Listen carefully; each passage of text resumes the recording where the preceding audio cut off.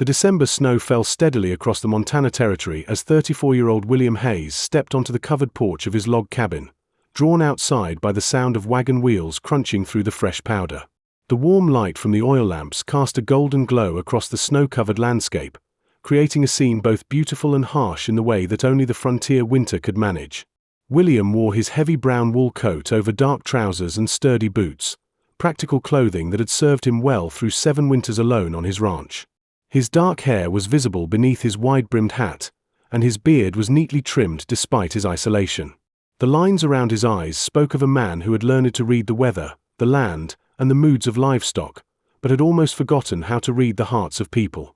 As the wagon drew closer, William could see it was the weekly mail coach from town, running later than usual due to the storm. What surprised him was that the coach was stopping at his remote property instead of continuing on to the next settlement. The driver, bundled against the cold, climbed down and approached the porch.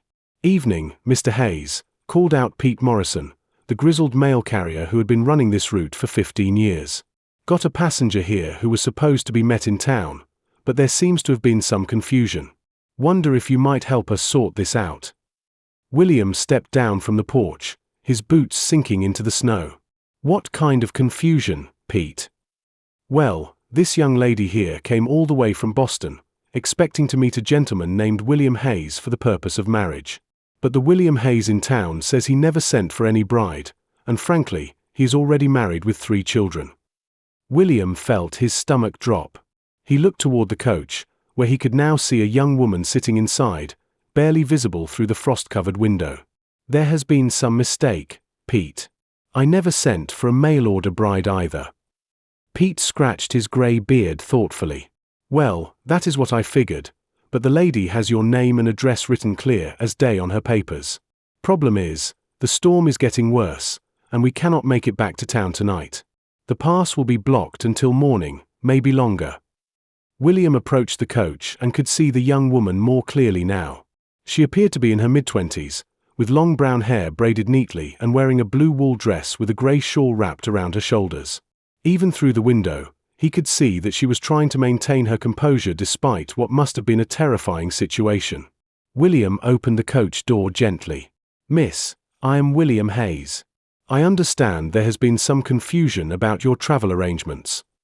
The young woman looked up at him with eyes that held both intelligence and barely contained fear.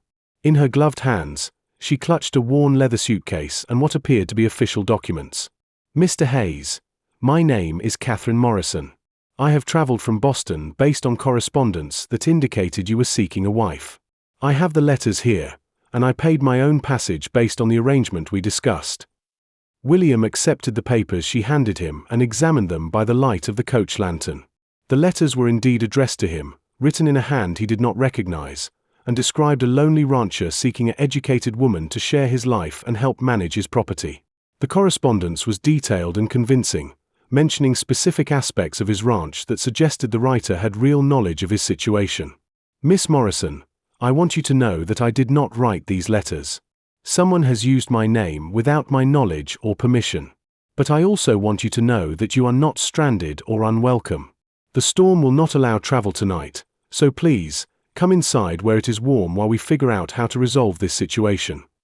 Catherine looked at him with a mixture of relief and continued uncertainty. "Mr. Hayes, I appreciate your kindness, but I must be honest with you. I spent nearly all of my savings on the journey here. If this arrangement is not genuine, then I have nowhere else to go and no means to return to Boston." William felt a wave of sympathy for this brave young woman who had traveled across the country based on what appeared to be an elaborate deception. "Miss Morrison, please do not worry about that right now. Let us get you warm and fed, and tomorrow we will work together to find a solution." As William helped Catherine down from the coach, he noticed that despite her obvious distress, she moved with quiet dignity. Her suitcase was well made but not expensive, and her clothing was practical and neat rather than fashionable. These were the choices of someone who was educated and respectable but not wealthy. Pete helped carry Catherine's belongings to the porch. "I will be back tomorrow if the weather clears," he said. "But Mr. Hayes, I have been doing this run for many years, and I have never seen anything like this situation. Someone went to a lot of trouble to create those letters and arrange this deception. After Pete departed, William showed Catherine into his cabin. The interior was comfortable but clearly the home of a bachelor. The main room contained a stone fireplace, a simple dining table, and shelves lined with books. Everything was clean and well maintained, but lacked the personal touches that a woman's presence typically provided.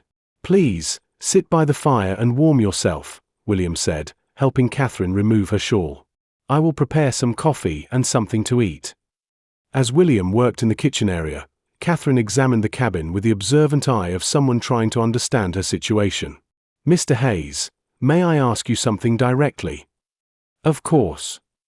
"The letters I received described you as a lonely man who had been unsuccessful in finding a suitable wife locally. Was any of that information accurate?" William paused in his preparations and considered how to answer honestly without making Catherine feel unwelcome. "The loneliness part was accurate. I have been managing this ranch alone for 7 years, since I inherited it from my uncle. As for finding a wife locally, the truth is that I had not been actively looking. I suppose I had convinced myself that I preferred the solitude." Catherine nodded thoughtfully.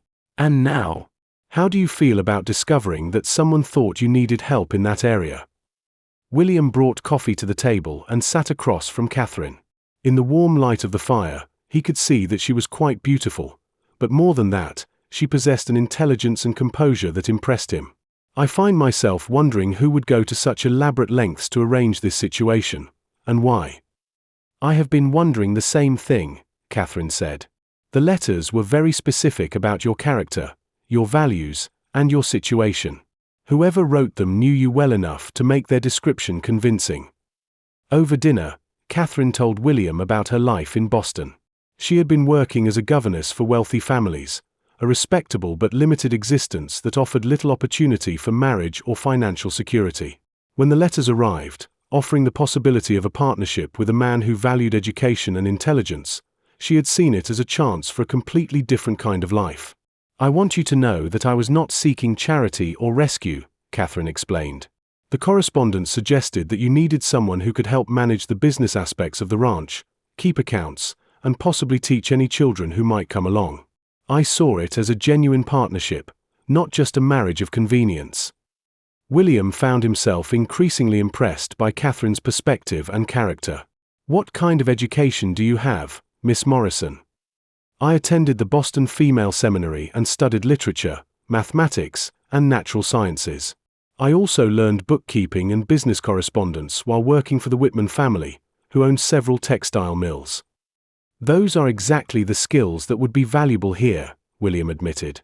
"Managing the books for the ranch, correspondence with buyers and suppliers, planning for seasonal variations in income.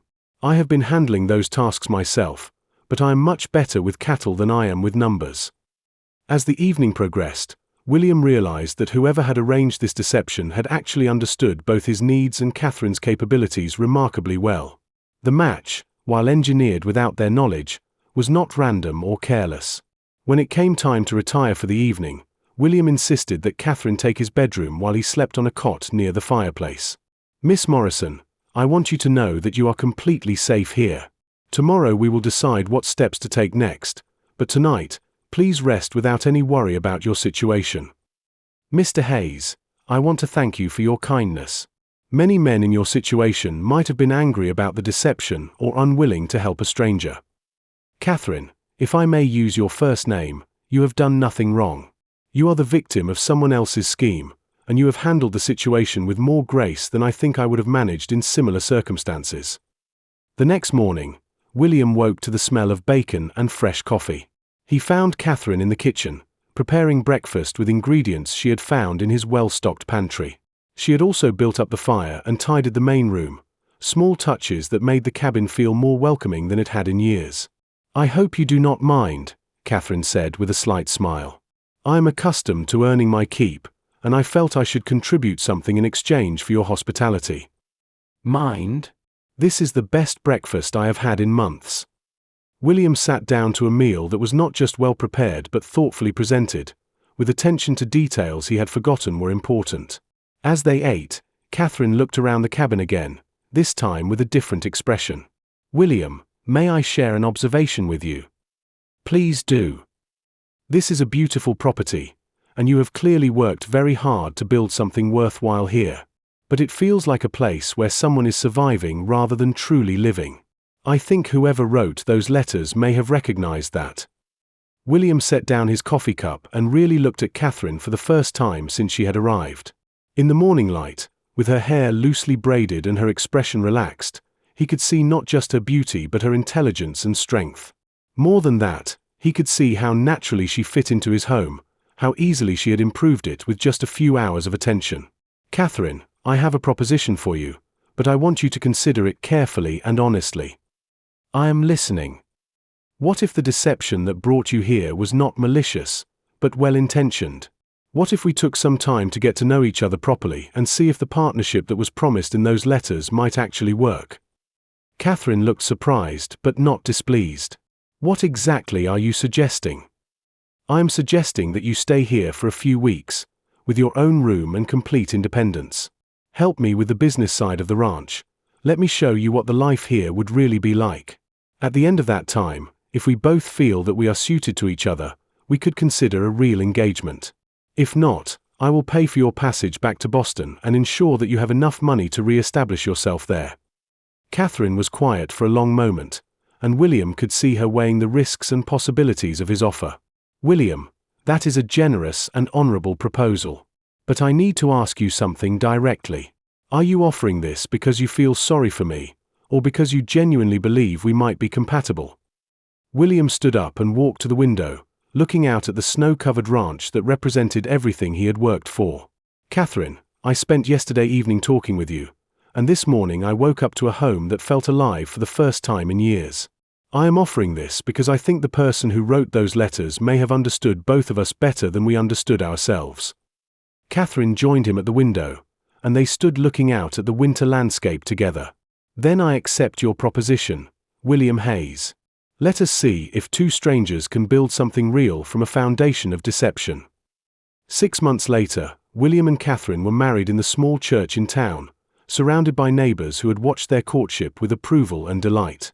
They never discovered who had written the original letters, but they often speculated that it might have been William's uncle's former housekeeper, who had known both his situation and his character well enough to engineer such a perfect match.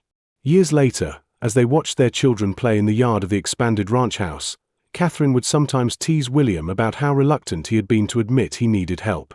And William would remind her that sometimes the best things in life come disguised as problems we never expected to solve.